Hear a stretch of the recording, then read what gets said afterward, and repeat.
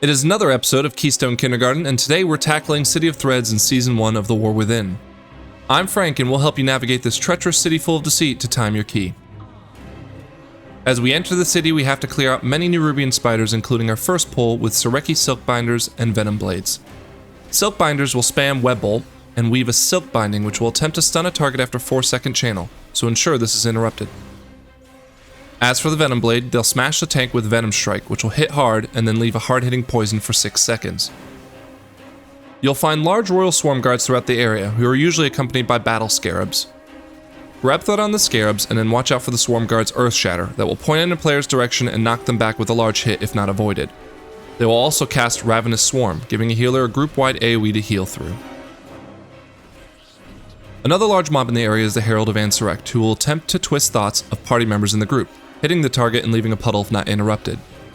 They also cast a spell similar to the one we'll see on the upcoming first boss, called Shadow of Doubt, which will debuff a target with a small magic dispel. When removed, the player will eject 5 orbs outward, and if a player is hit with these ejections, they'll take a massive hit and be stunned for 3 seconds. Once you clear your way to the bridge of the city, you'll face Orator Krix'Vizk. This boss has a rhythm to it, and tanks may want to communicate the direction you'll be moving if in a pug. First, don't bother trying to leave the 10-yard area around the boss, or you'll be ripped right back with the Chains of Oppression spell. While inside the circle, 2 players will have Shadow of Doubt placed on them, acting similar to the mob before, launching 5 orbs that can slam and stun teammates. Meanwhile, she'll also do a random frontal slam called Terrorize, which will fear anyone hit. After casting these spells, the boss will channel Vociferous Indoctrination, hitting the group for 4 seconds and leaving lingering influence on the ground, forcing the group to move together to a new area of the space. Finally, tanks will get hit with a shadow and physical hit called Subjugate, and that slows them down by 30%. Rinse and repeat around the room, and you'll be moving on. Crossing the bridge into the city proper, you'll have to take down Zephytic before being allowed in. Aside from casting more web bolts, they'll throw Perfume Toss at players, hitting hard and disorienting them. And then channel Gossamer Barrage, which will also throw webs everywhere, also hit hard, and root players. At 50% health, they'll disengage from the battle and throw Pheromone onto you so that you can now, for the most part, freely move through the city. The aim of this next area is to track down 4 spies named Eye of the Queen to gain access to the next part of the city. To do this, you'll need to run around the area until purple echoes of the mob spring up, giving you a hint to which direction they moved in. Hunt down their path and you'll reveal a mob to be an Eye of the Queen and begin combat. Eye of the Queens will Void Rush, stabbing multiple players in the back as she blinks between everyone. Then they will cast Null Slam, disappearing from the field only to reappear behind a player with a large cone frontal that will slam if you get hit with it. The first Eye of the Queen will be alone, but as you progress, they'll be accompanied by some of the following mobs. Web Marauder will Rigorous Jab the tank every 20 seconds or so, leaving a 30-second debuff, increasing the damage of the next Rigorous Jab by 10%, and this stacks. Covert Webmancers will try to cast a Chain Grimweave Blast that can hit 3 targets for some serious damage. They will also try and use Mending Web on a friend of theirs, applying a 10% heal for every 1 second over 10 seconds, so prioritize interrupts here. Agile Pursuers will continue to spam Knife Throw on a random player in the group to stun them out of existence. Clear out 4 Eyes of the Queen, and the Executor Nizrik will escort you to the upper citadel before being ambushed by the second boss. Here we meet Nyx and Vix, the Fangs of the Queen. Their health pool is shared, so you want to try to stack them up as Vix will jump around often. One of these bosses will start the encounter empowered. When Nyx is empowered, Vix will jump around the arena and knife throw random players, leaving a quick hitting dot after dealing some damage. Nyx will Shade Slash, using a narrow cone to try to hit the tank and anyone behind them. After completing the cast, Nyx will leave an echo of himself behind to repeat the cast when he next attempts to Shade Slash for the remainder of the fight. So tanks will want to try to keep all of these lingering in one area of the room. After a few Shade Slashes, he will channel Dustbringer, dealing a small amount of damage to everyone and a large portion to anyone sitting inside the 15 yards of him or his echoes. Meanwhile, Vix will decide to shoot 4 Icicles into the party, moving through all targets in that line, and leaving a dagger in the target, reducing their movement speed by 50% for 12 seconds.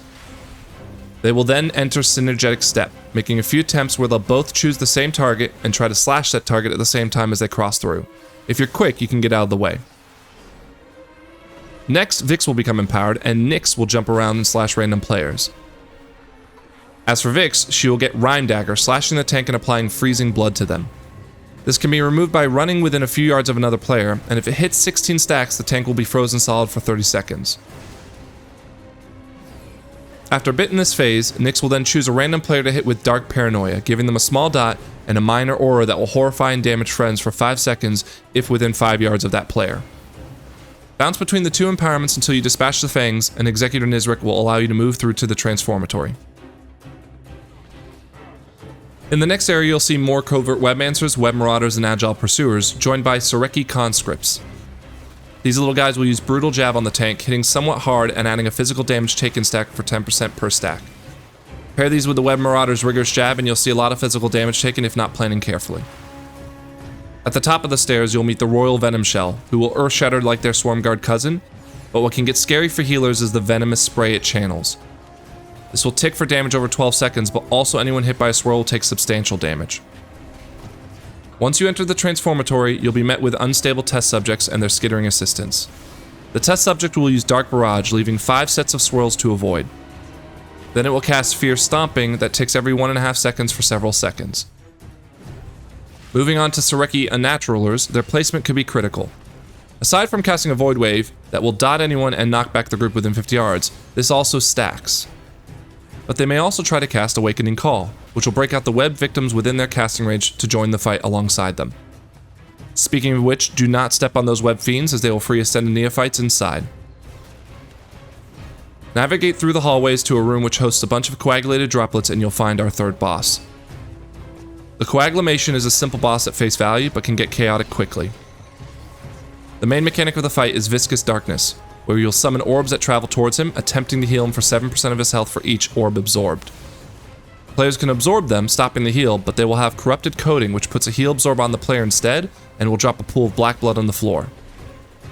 The Coaglamation will have 2 other spells between Viscous Darkness, the first being the tank smash called Oozing Smash, which will also reduce healing received by 30%. The second is a small ringed AoE called Blood Surge, where it will roar for a large amount of damage inside the ring and leave more blood on the floor.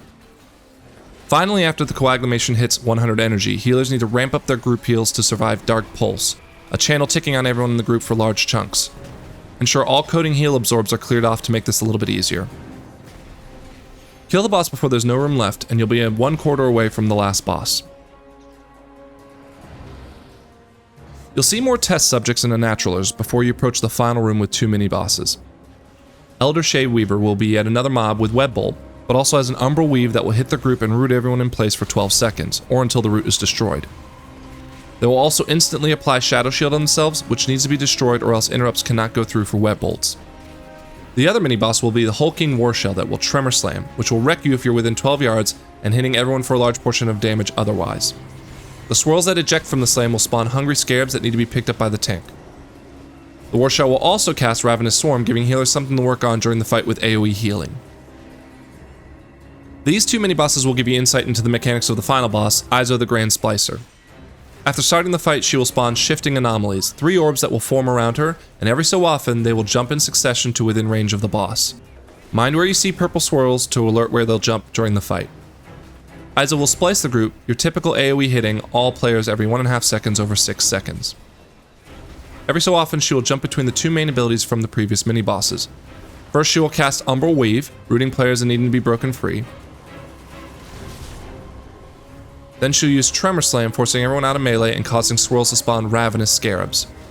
Ravenous Scarabs are different from the Hungry Scarabs of the mini-boss. They will try to gorge themselves on players, increasing their size with each successful hit. If they're able to get 5 gorges, they'll gut burst for a large amount of damage and stun anyone within 5 yards of the explosion. Izo will rotate once between each of these and then target the tank with Process of Elimination, using the 3 orbs that have lingered in the room to one by one throw them at the tank for big damage and hitting everyone within an area of effect. Tanks should run in the opposite direction of the group, especially melee, to ensure no one else is hit by these.